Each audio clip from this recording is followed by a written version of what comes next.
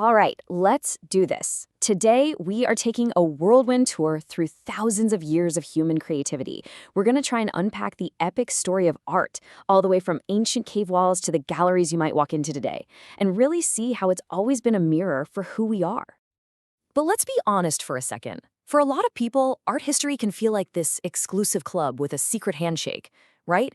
It just seems so complicated. So many isms, so many names, so many dates to keep straight. But the whole point of this is to show you that it's not some luxury for a select few. It's a human story, and it belongs to all of us. And really, this is the heart of it all. Before there was written language, before there were cities, our ancestors felt this deep, fundamental drive to make their mark, this need to create, to express something, to tell a story. It's just a core part of being human. That's the thread that connects us all the way back to that very first artist.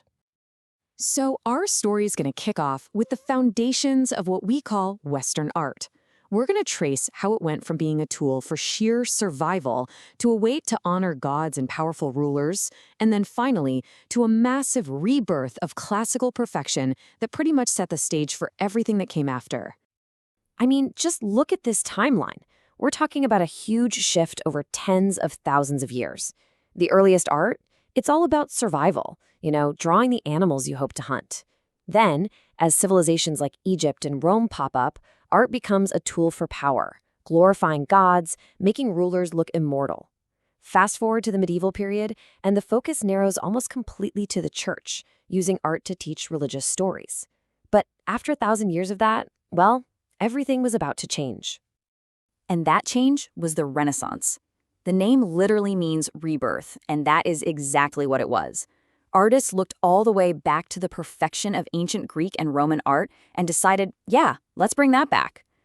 What's so crucial here is that this period basically wrote the rulebook for Western art for the next 500 years. Realism, perfect anatomy, and these mind-blowing new techniques like linear perspective. Think Leonardo and Michelangelo. They weren't just making pretty pictures. They were innovators, scientists even. Okay, so you've got a rule book. And you know what happens when someone writes a rule book, right? It's only a matter of time before people want to start ripping pages out. So the next phase in our story is all about artists pushing back against that calm, collected perfection of the Renaissance. They wanted to inject drama, emotion, and honestly, a whole lot of flair. Welcome to the Baroque period. This was art turned up to 11. It was all about grandeur, high drama, and really intense emotion. Artists like Caravaggio became masters of this technique called chiaroscuro, which is just a fancy word for using super dramatic light and really deep, dark shadows. It made every scene feel like it was lit by a spotlight on a theater stage. It was opulent, it was emotional, and it was pure theater. And after all that heavy, soul-searching drama, well, art needed to lighten up a bit. And that's where the Rococo style comes in. It was a direct reaction. If Baroque was a dramatic, intense opera, Rococo was a light, playful party. Those deep, heavy colors gave way to soft pastels, and the subjects went from intense religious scenes to the elegant, sometimes kind of frivolous lives of the super rich. Now, this is where things really start to pick up speed. From the mid-18th century on, art history stops being the slow, steady evolution. It becomes a series of rapid-fire revolutions.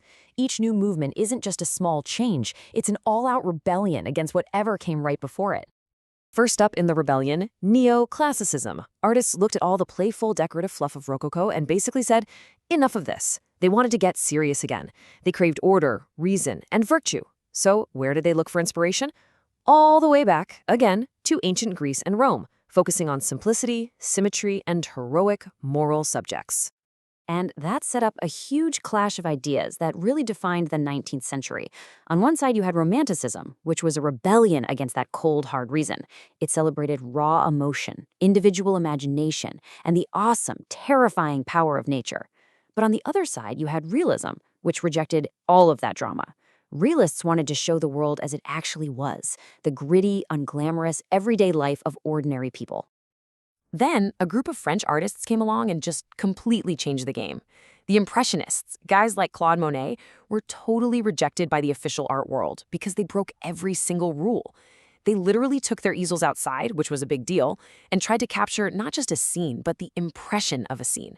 that fleeting moment, the way the light hits the water. You can see their brushstrokes, the colors are vibrant. It was a total revolution in how to see the world. So then you get artists like Vincent van Gogh, who saw what the Impressionists were doing and were like, okay, this is amazing, but what if we pushed it even further?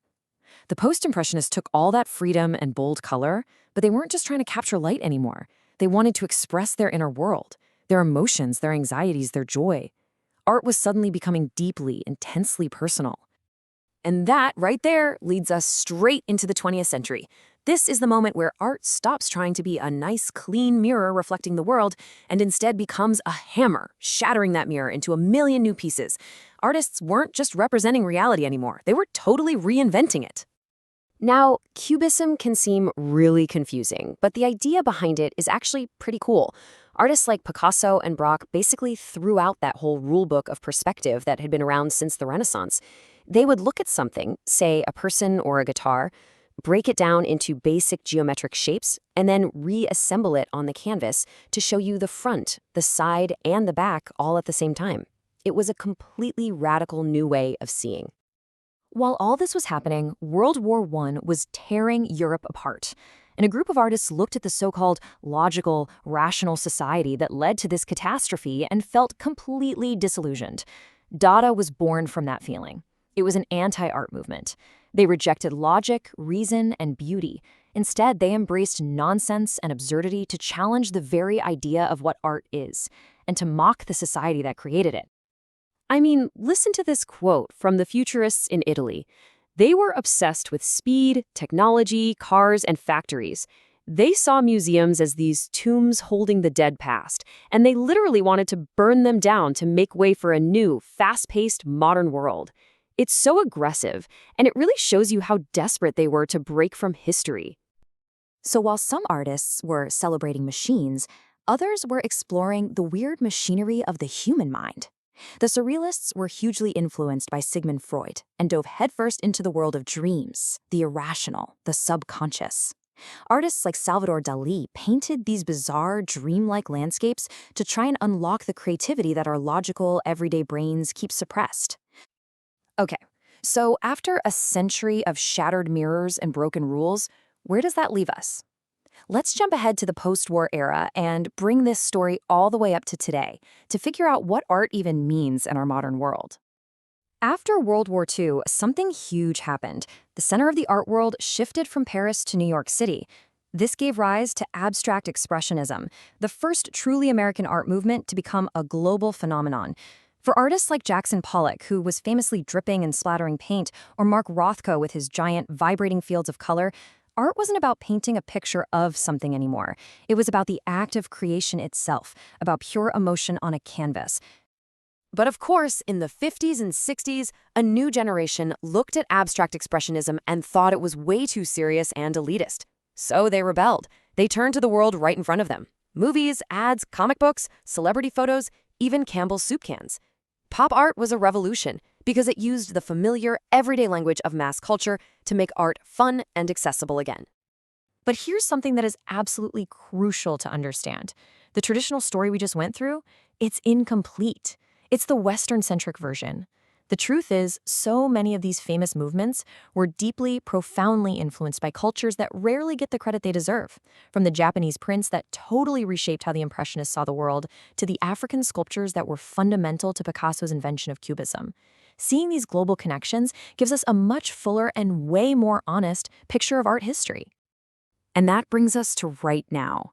Art has always been this incredible record of society.